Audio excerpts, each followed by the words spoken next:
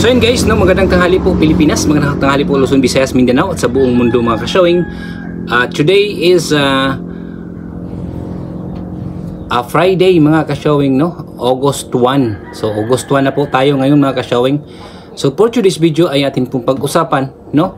Na kung saan ay nagsalita na, no? Si DILG Secretary Remulla. At hindi lang po si Remulla ang nagsalita ngayon mga ka-showing. Pati po, no? Pati po si Comelec George Garcia nagsalita na rin tungkol sa BSKE na pipirmahan na daw ng ating Pangulo. So bago natin pag-usapan yan mga ka-showing ay sa mga hindi pa po nakasubscribe dyan, no? Please subscribe, no? Like, share po mga ka-showing at pindutin ang notification bell para updated kayo lagi sa mga bago kong upload na video na katulad po dito. Marami pa po tayong i-upload na video, abangan nyo lang mga ka-showing. So yan po.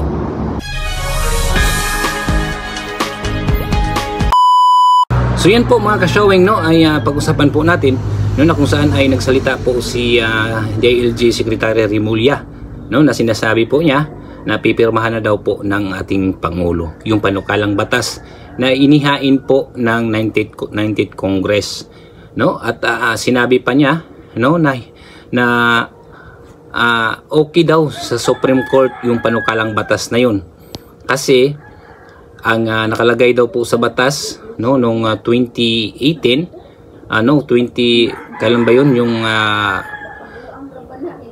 Makalintal versus Comelec, no, yung sinasabi po na 3 years yung isang termino. 2 years lang po kasi kaya pumayag daw po, di ba? 2 years lang kung magkaroon ng eleksyon sa December, no? Kaya pumayag daw po yung Supreme Court na ma-extend po ng isang taon, no, yung BSKE para magiging 3 taon.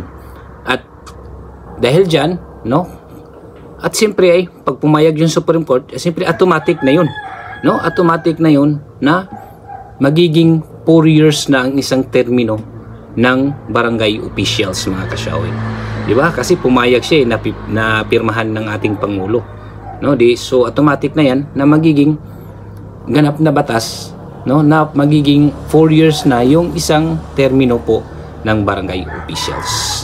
So yan mga ka-showing, abangan na lang po natin kung ano po ang resulta dyan sa sinasabi po ni DILG Secretary Remulla, no? Kaya lagi kayong nakaabang dito po sa ating channel mga ka-showing. At alam nyo ba mga ka-showing ay hindi lang po, no, si DILG Secretary Remulla ang nagsalita po tungkol sa BSK na pipirmahan na ng Pangulo, no? Pati si Comelec Chairman George Garcia, no, nagsasalita din po siya ngayon tungkol dyan sa BSK na pipirmahan na daw ng ating Pangulo, no? Akala ko wala na yung panukalang batas mga ka-showing, akala ko naanod na sa baha, no? Akala ko guni-guli na lang yan. Yung pala mayroon pala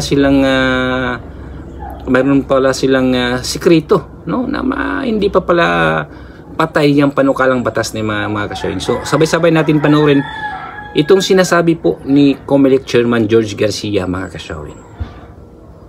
Ay na-announcement mismo mula sa Palasyo ng Malacanang, lalo na kung ito ay napirmahan ng ating Pangulo. Naghihintay ang Commission on Elections o Comelec ng formal na aksyon ng Malacanang sa panukalang batas na nagtatakda ng fixed term ng barangay at sangguniang kabataan officials. Kapag pinirmahan ng Pangulo, sa halip na December 1 ngayong taon ang barangay at sangguniang kabataan elections sa BSKE ay sa November 2026 na. Ayon kay Chairman George Erwin Garcia, gaya ng sinabi ng Department of the Interior, ang local government o DILG, nakatanggap din sila ng impormasyon na pipirmahan ni Pangulong Ferdinand Marcos Jr. ang bill. Mukhang ganun nga rin. Kaya na siyempre napakahirap din mag-speculate at this point.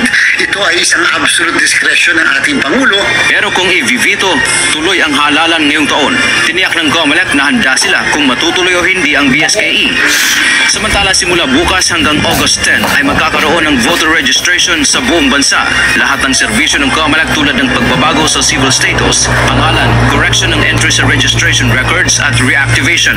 Napakahalaga yung 10 araw na yan, lalo na sa mga first-time voters na kabataan at mga first-time voters na mga regular na botante o kaya yung mga botante na magpapareactivate. Paalala Aniya ng COMELEC hindi natatanggapin ang sedula at barangay certificate bilang dokumento sa pagpaparehistro.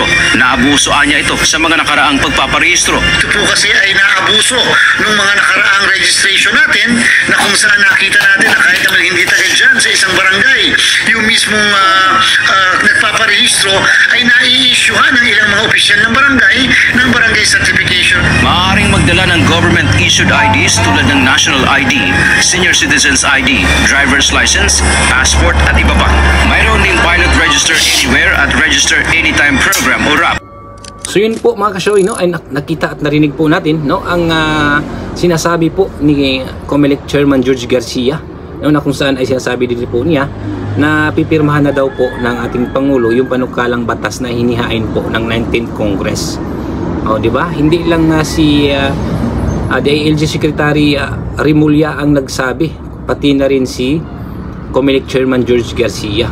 Tapos, no, ang sabi naman ng iba, no, ang sabi naman ng iba na bakit daw nagsalita si Remulla, no, bakit siya ang nagunang nagsalita?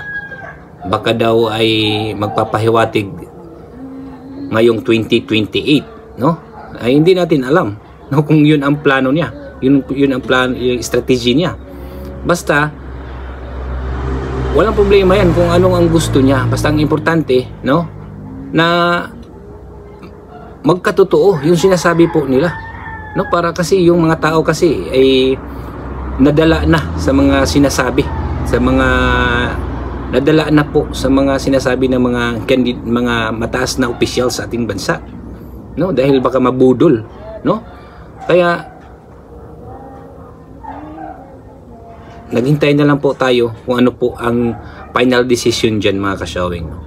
Dahil dalawa na po silang nagpatunay, no, na ito'y pipirmahan na po ng ating Pangulo, itong panukalang batas mga kasyawing, no? Si DILG Secretary Remulla, ano, at si COMELEC Chairman George Garcia, no, dalawa po sila ang nagsasabi na pipirmahan na ng ating Pangulo at pasado daw po sa Supreme Court yung panukalang batas na ginagawa po ng 19th Congress, no? Di natin alam kung bakit pasado, pero bahala na sila dyan. Ang importante ay maipasa yan para po dahil yan po kasi ang inaabang-abangan ng mga barangay official sa buong Pilipinas, no, sa 42,000 barangays, no. Yan po ang inaabangan po ng mga barangay officials. Kahit nung suna po ng ating Pangulo ay, no, inaabangan din po yan, no, ng mga barangay officials kung yun ba'y babanggitin niya. Kaya ngayon ay mayroon pa palang pag-asa, no, ng mga barangay officials. Kaya nagsalita na si DILG Secretary na pipirmahan na ng ating Pangulo, at hindi lang po siya, pati po si COMELEC Chairman George Garcia na mga kasyoy. So abangan na lang po natin mga kasyoy, no, kung ano po ang talagang final decision po nila.